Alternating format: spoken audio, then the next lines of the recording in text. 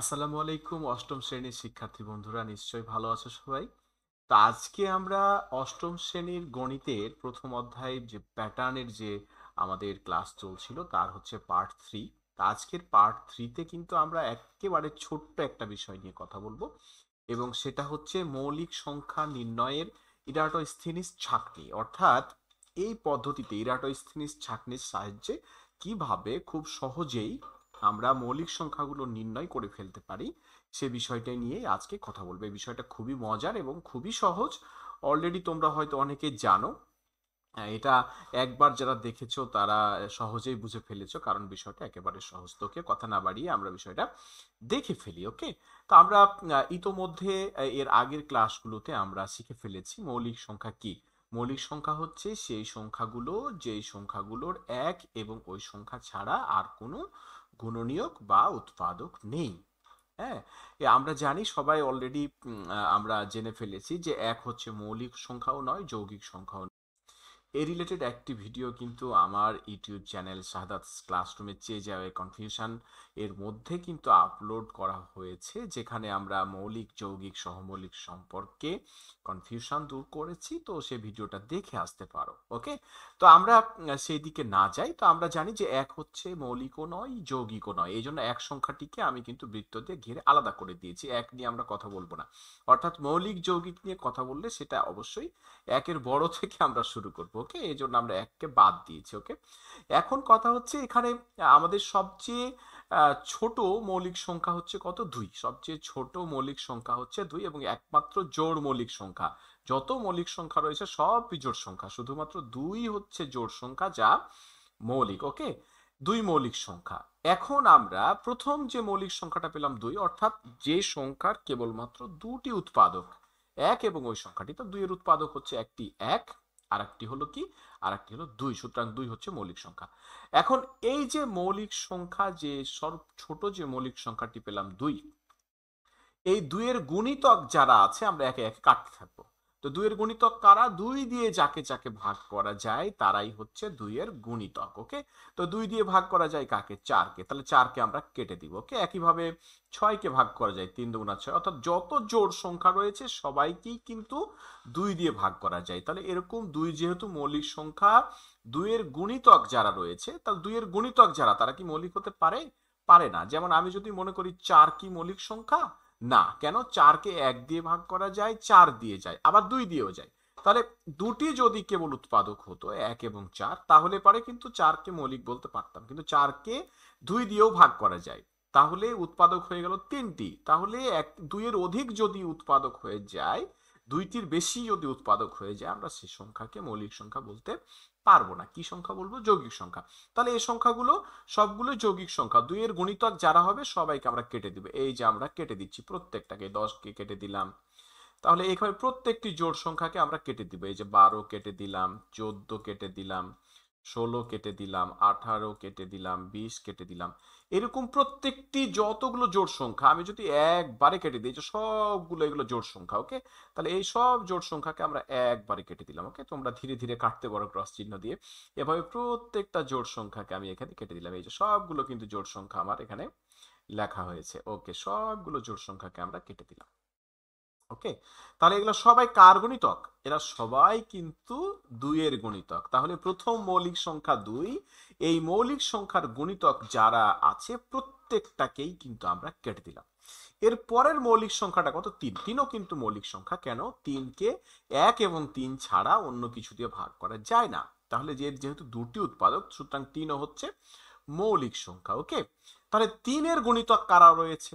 এখন 3 এর গুণিতক হচ্ছে একটা 9, তাহলে 9 কেটে দিব। 9 তো নিঃসন্দেহে মৌলিক নয়, কারণ 9 কে 1 দিয়ে, 9 দিয়ে, আবার 3 দিয়েও কিন্তু ভাগ করা যায়। যেহেতু এর উৎপাদক হয়ে গেল 3টি, সুতরাং এটা মৌলিক হতে পারে না। তাহলে এটাকে আমরা কেটে দিব। এবার 3 এর গুণিতক যত আছে আমরা বেছে বেছে কেটে দিব। তাহলে 3 3 9 গেল, 3 4 12 আমরা তো কেটেই দিয়েছি। তারপর 3 5 15। ওকে, তারপর 3 6 18 তো আমরা কেটেই দিয়েছি। তারপর 3 7 21, তারপরে হচ্ছে 3 8 24, তারপরে 3 9 27, 3 10 30, 3 11 33, 3 12 36, 3 13 39, এভাবে 3 3 করে পারবো আমরা। ওকে, তাহলে 3 14 হচ্ছে কত? 42 কেটে দিয়েছি। তারপর 3 15 45, তারপরে 3 ষোলং 48 তো কাটাই হয়েছে, তারপরে 3 17 51, তারপরে 3 17 51, 3 18 54, তারপরে 3 19 হচ্ছে 57, তারপরে 3 20 60 কাটাই রয়েছে, 3 3 করে আমরা বেড়ে যাই, তাহলে 63 কেটে দিব, 66 কাটা হয়েছে, 66 আর 3 হচ্ছে 69, তারপরে হচ্ছে 72 কাটা রয়েছে, তারপরে হচ্ছে 75, তারপরে হচ্ছে 75 আর 3 হচ্ছে 78 কাটা হয়েছে, 78-এর পর হচ্ছে 81, 81-র পর 84 কাটা হয়েছে, তারপরে হচ্ছে 87, 87-র পর হচ্ছে 90, 90 তো কাটাই রয়েছে, তারপরে হচ্ছে 90-এর পর হচ্ছে 93, 93-এর পর হচ্ছে 96, তারপর 99। ওকে, এই যে দেখো আমরা তার পরবর্তী যে মৌলিক সংখ্যাটা পেয়েছি 3, এই পরবর্তী মৌলিক সংখ্যার প্রত্যেকটা গুণিতককে আমরা কেটে দিলাম। ওকে, এর পরের মৌলিক সংখ্যাটা কত? 5। তাহলে একইভাবে আমরা এখন 5-এর গুণিতক গুলোকে কেটে দিব, 5-এর গুণিতক যারা আছে প্রত্যেকটাকে আমরা কেটে দিব। তাহলে 5-এর গুণিতক 5, 10, তারপরে হচ্ছে 15 অলরেডি কাটা পড়েছে, তারপরে 20, তারপরে 25, এই যে এখানে কাটা পড়েনি, 25-এর পরে 30, তারপরে 35, তারপরে হচ্ছে 40, তারপরে হচ্ছে 45 কাটা পড়েছে, তাহলে এই যে 55, তারপরে 60 কাটা পড়ে আছে, তারপরে হচ্ছে 65, 70, 75, 80, 85, তারপরে হচ্ছে 90, 95, 100। ওকে, এভাবে আমরা 5-এর প্রত্যেকটা গুণিতককে কেটে দিলাম। তাহলে 5 মৌলিক, তাহলে যেইটা আমরা মৌলিক সংখ্যা, ক্ষুদ্রতম মৌলিক সংখ্যা পাবো তার গুণিতকগুলোকে আমরা কেটে দেবো। একইভাবে 7 আমরা হচ্ছে পাচ্ছি মৌলিক সংখ্যা, কারণ 7-কে 1 এবং 7 ছাড়া আর কিছু দিয়ে ভাগ করা যায় না। তাহলে একইভাবে 7-এর যত গুণিতক রয়েছে আমরা কেটে ফেলবো। তাহলে 7 দুগুণে কত? 14, 14 অলরেডি কাটা, 3 7 21 কাটা, 4 7 28, 5 7 35, 6 7 42 কাটা পড়েছে, তারপরে হচ্ছে 7 7 49 যে কেটে দিলাম, 7 8 56 কাটা পড়েছে, 7 9 63 কাটা পড়েছে, 7 9 63, 7 10 70, তারপরে 7 11 77 কেটে দিলাম, 7 12 84 কাটা পড়েছে, 7 12 84, তারপর 7 13 কত? 91। ওকে, তাহলে 7 13 91, তারপরে 7 14 হচ্ছে 98 কাটা পড়েছে। তাহলে একইভাবে 7-এর প্রত্যেকটা গুণিতককে আমরা করেছি কি? 7-এর প্রত্যেকটা গুণিতককে আমরা কেটে দিয়েছি। ওকে, এর পরবর্তী এগুলোতে কাটা পড়েছে, এগুলো বাদ। পরবর্তী মৌলিক সংখ্যাকে 11, কারণ 11-কে 11 এবং 1 ছাড়া কিছু দিয়ে ভাগ করা যায় না। তাহলে একইভাবে 11-র যত গুণিতক, 11, 11 দুগুণা 22, 3 11 33, 4 11 44, 5 11 55, 6 11 66, 7 11 77, 8 11 88, 9 11 99 আমরা কেটে দিয়েছি। ওকে, তারপরে হচ্ছে এবার হচ্ছে মৌলিক সংখ্যাকে 13। তাহলে 13 দিয়ে যারাকে ভাগ করা যায় প্রত্যেকটাকে আমরা কাটবো। তাহলে 13, 13 দুগুণে 26, তারপরে 3 13 39 কাটা পড়েছে, 4 13 52, 5 13 65, 6 13 78, 7 13 91। তাহলে এরকম প্রত্যেকটা 13-র যত গুণিতক আছে আমরা প্রত্যেকটাকে কিন্তু কেটে দিয়েছি। এইভাবে করে এই যে আমরা প্রত্যেকটা মৌলিক সংখ্যা আমরা নিচ্ছি, মৌলিক সংখ্যার গুণিতকগুলোকে আমরা কেটে দিচ্ছি। এইভাবে কাটতে কাটতে এই যে আমরা যদি এখন দেখি 13-র পরে মৌলিক সংখ্যাকে 17, তাহলে একইভাবে 17-র গুণিতকগুলো যদি আমরা কাটতে থাকি, তাহলে 17 হচ্ছে মৌলিক সংখ্যা, 17 গুণিত একটা 17, একটা 34, তারপরে হচ্ছে 3 17 51, তারপরে হচ্ছে 4 17 হচ্ছে 8, 4 17 হচ্ছে 68। ওকে, তারপরে হচ্ছে 5 17 হচ্ছে কত? 85। তাহলে দেখো প্রত্যেকটাই কিন্তু কাটা পড়ে গেছে। ওকে, তাহলে এখন আমাদের যে সংখ্যাগুলো পড়ে আছে, এই যে আমরা কাটাকাটির পরে যে সংখ্যাগুলো পড়ে আছে, এগুলোই কিন্তু হচ্ছে মৌলিক সংখ্যা। ওকে, তাহলে এই যে আমরা একটা ছাঁকনি করলাম, অর্থাৎ ছেঁকে নিলাম, অর্থাৎ প্রথমে আমরা তাহলে পদ্ধতিটা কিভাবে কাজ করছে দেখো, আমরা সবচেয়ে ছোট মৌলিক সংখ্যাটি নিলাম, ছোট মৌলিক সংখ্যাটি নেওয়ার পর তার গুণিতক যারা রয়েছে একে একে কেটে বাদ দিলাম। একইভাবে তারপরের মৌলিক সংখ্যাটি নিলাম, তার গুণিতক যারা আছে বাদ দিলাম, তারপরের মৌলিক সংখ্যাটি নিলাম, বাকি যারা আছে কেটে বাদ দিলাম। এই যে বাদ দেওয়ার পরে যে সংখ্যাগুলো পড়ে থাকলো, এগুলো সবই কিন্তু মৌলিক সংখ্যা। মৌলিক সংখ্যা বাছাই করার এই পদ্ধতিটাকে বলা হয় কি? ইরাটোস্থেনিস ছাঁকনি। ওকে, আশা করা যায় আমরা বিষয়টা বুঝতে পেরেছি। এখন যদি মৌলিক সংখ্যাগুলো আমরা দেখি যে কে কে আসলে মৌলিক সংখ্যা থাকলো। ওকে, ওকে, তাহলে আমরা প্রথম ঘরে এই যে আমাদের 1 নম্বর, যে 1 থেকে 10 নাম্বার যে ঘর, এই ঘরে আমরা কি কি মৌলিক সংখ্যা পেলাম একটু যদি লিখি। এখানে আমরা পেলাম হচ্ছে 2, পেলাম হচ্ছে 3, তারপরে পেলাম হচ্ছে 5 এবং হচ্ছে 7।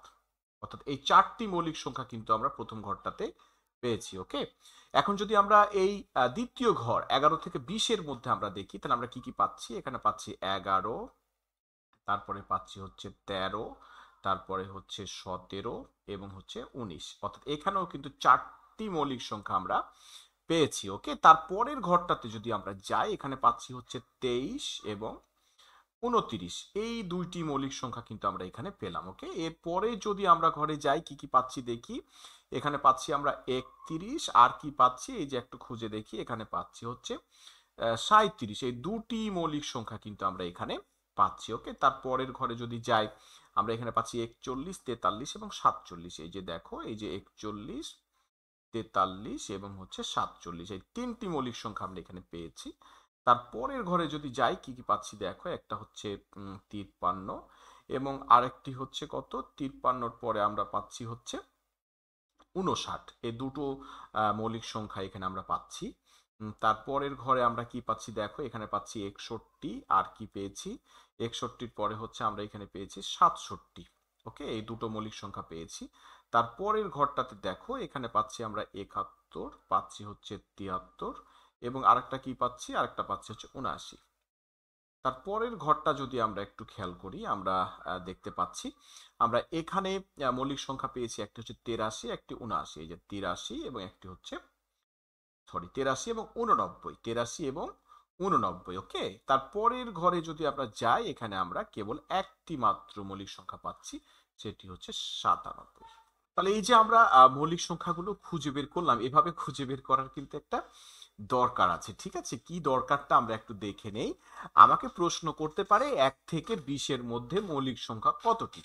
তাহলে এরকম প্রশ্নগুলো যদি করে যে 1 থেকে 20-এর মধ্যে মৌলিক সংখ্যা কতটি রয়েছে, এই ধরনের প্রশ্নগুলো দ্রুত উত্তর করার জন্য আমরা একটু সহজভাবে মনে রাখবো যে 1 থেকে 10-এর মধ্যে মৌলিক সংখ্যা রয়েছে 4টি। তারপরে 11 থেকে 20-এর মধ্যে মৌলিক সংখ্যা রয়েছে 4টি। তারপরে এই যে এর মধ্যে অর্থাৎ 21 থেকে 30-এর মধ্যে রয়েছে 2টি, তারপরে হচ্ছে 2টি, তারপরে এই যে 3টি, তারপরে রয়েছে এই যে 2টি, তারপরের ঘরে রয়েছে 2টি, তারপরের ঘরে রয়েছে 3টি, 2টি, 1টি। ওকে, তাহলে আমরা যদি এই যে ক্রমটা মনে রাখি যে 4422, প্রথমে হচ্ছে 4422, তারপরে 322, 321, এই যে 321, লাস্টে তো 321, তারপরে প্রথমে কি 44। আমরা একটু সহজেই কিন্তু এটা মনে রাখতে পারবো যে 4422, তাহলে প্রথম ঘরে 4টি, অর্থাৎ 1 থেকে 10-এর মধ্যে 4টি, তারপরে হচ্ছে 11 থেকে 20-এর মধ্যে 4টি, তারপরে 21 থেকে 30-এর মধ্যে 2টি, 31 থেকে 40-এর মধ্যে 2টি। এভাবে আমরা প্রত্যেকটি ঘরে কয়টি করে মৌলিক সংখ্যা রয়েছে এটা যদি আমরা একটু সহজে মনে রাখি।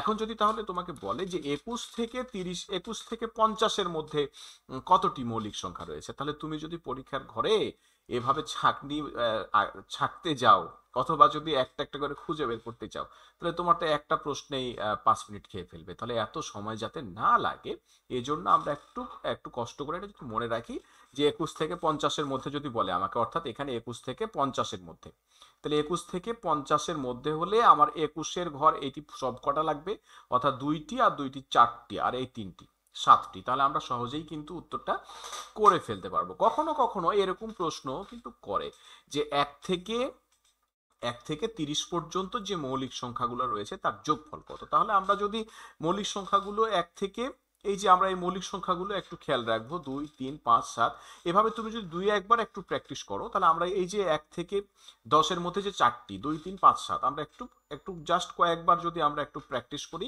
তাহলে সহজেই কিন্তু এগুলো মনে রাখতে পারবো। আবার 11 থেকে 20-এর মধ্যে 11, 13, 17, 19, 23, 29, এভাবে যদি জাস্ট এই সংখ্যাগুলোকে একটু দেখি যে কত থেকে কতর মধ্যে কতটি রয়েছে এবং সংখ্যাগুলো কি কি, আমরা যদি কয়েকবার প্র্যাকটিস করি এবং এগুলাকে যদি একটু মনে রাখার চেষ্টা করি, তাহলে পরীক্ষার খাতায় আমরা কিন্তু এই মৌলিক সংখ্যা রিলেটেড যে প্রশ্নগুলো হবে, আশা করা যায় খুব সহজে উত্তর করতে পারবো। ওকে, আর একটা খুব মজার ট্রিক্স তোমাদের একটু বলি যে এই যে মৌলিক সংখ্যাগুলো রয়েছে, অর্থাৎ একটি মৌলিক সংখ্যা কত, 2, ঠিক আছে, তাহলে এই 2 এবং 3 এটা বাদ দিয়ে, 2 এবং 3 এই সংখ্যাটা বাদ দিয়ে বাকি যে সংখ্যাগুলো রয়েছে, এই সংখ্যাগুলোকে যদি বর্গ করি, বর্গ করে আগে বর্গ করি, তাহলে 5 একটি সংখ্যা, তাহলে 5কে আমরা বর্গ করি, যে এখানে লিখলাম হচ্ছে 5, তাহলে 5কে স্কোয়ার করলাম, 5 স্কোয়ার মানে কত, 25। ওকে, এই 5কে বর্গ করে যে সংখ্যাটা হয় তাকে যদি 12 দিয়ে ভাগ করি, তাহলে একে আমি 12 দিয়ে ভাগ করলাম। তাহলে আমি যদি আরেকটা স্ক্রিনে তোমাদের এটা একটু দেখাই, এই যে আমি বলেছিলাম 5 স্কোয়ার ইকুয়াল টু কত, 25। তাহলে এই 25 সংখ্যাটিকে এখন আমি যদি 12 দিয়ে ভাগ করি, এই দেখো 12 দুগুণে 24, তাহলে ভাগশেষ থাকলো কত, 1। আচ্ছা এবার বলো তো, এই যে তারপরের যে সংখ্যাটা আমাদের এখানে ছিল, আমাদের পরবর্তী মৌলিক সংখ্যা কে ছিল, পরবর্তী মৌলিক সংখ্যা ছিল 5। 5-এর পরবর্তী মৌলিক সংখ্যা কি, 7। এখন 7কে যদি আমরা একইভাবে এখানে বর্গ করি, তাহলে 7 স্কোয়ার ইকুয়াল টু কত, 49। এই 49কে যদি আমরা 12 দিয়ে ভাগ করি, তাহলে 4 12 48, ভাগশেষ থাকলো 1। মজাটা কি খেয়াল করেছো? অর্থাৎ 3-এর বড় যে মৌলিক সংখ্যাগুলো রয়েছে, 3-এর বড় যে মৌলিক সংখ্যাগুলো রয়েছে, এই যে 11 13, প্রত্যেকটাকে, এই যে 11 কি স্কোয়ার করো, 11 স্কোয়ার মানে কত, 11 স্কোয়ার মানে হচ্ছে 121। তুমি যদি এই 121 সংখ্যাটিকে যদি 12 দিয়ে ভাগ করো, এই যে 12, তাহলে কত হচ্ছে, 12 10-এ 120, ভাগশেষ কত, 1। দেখো প্রত্যেকটা ক্ষেত্রে, অর্থাৎ 3-এর থেকে বড় যে কোনো মৌলিক সংখ্যার বর্গকে আমরা যদি 12 দ্বারা ভাগ করি, প্রত্যেক ক্ষেত্রে ভাগশেষ কিন্তু 1 হবে। ওকে, এটা একটা মজার জিনিস, এটা তোমাদের অবশ্যই খেয়াল রাখবে এবং এটা মজাও পাবে এই জিনিসটা দেখে, যে প্রত্যেকটা মৌলিক সংখ্যাকে 2 এবং 3 বাদ দিয়ে প্রত্যেকটা মৌলিক সংখ্যাকে যদি আমরা বর্গ করি এবং বর্গটাকে যদি আমরা 12 দিয়ে ভাগ করি, প্রত্যেক ক্ষেত্রে কিন্তু ভাগশেষ 1 থাকবে। ওকে, তাহলে আজকে অনেক কথা হলো মৌলিক সংখ্যা নিয়ে, ইরাটোস্থেনিস ছাঁকনি নিয়ে অনেক কথা হলো, মৌলিক সংখ্যা নিয়ে অনেক কথা হলো, কিভাবে প্রশ্নগুলো আসতে পারে সেগুলো নিয়ে কথা হলো। আশা করি এভাবে তোমরা যদি প্র্যাকটিস করো, শুধু যে ক্লাস 8-এ ভালো করবে তাই না, এগুলো যদি মনে রাখতে পারো, প্রাইমারির পরীক্ষায় কিন্তু, প্রাইমারির পরীক্ষা বলো, যে কোনো সরকারি চাকরির পরীক্ষা বলো, বা এনটিআরসি এর পরীক্ষা বলো, বিসিএস পরীক্ষা বলো, মৌলিক সংখ্যা থেকে কিন্তু প্রশ্ন থাকবেই থাকবে। ঠিক আছে, সুতরাং এগুলা যদি তুমি ভালোভাবে প্র্যাকটিস করো এবং ব্রেনে যদি তুমি এটাকে নিতে পারো এবং বুঝে নাও, তাহলে আশা করা যায় সব জায়গায় তুমি ভালো করবে। তো আজকে এ পর্যন্তই, খোদা হাফেজ।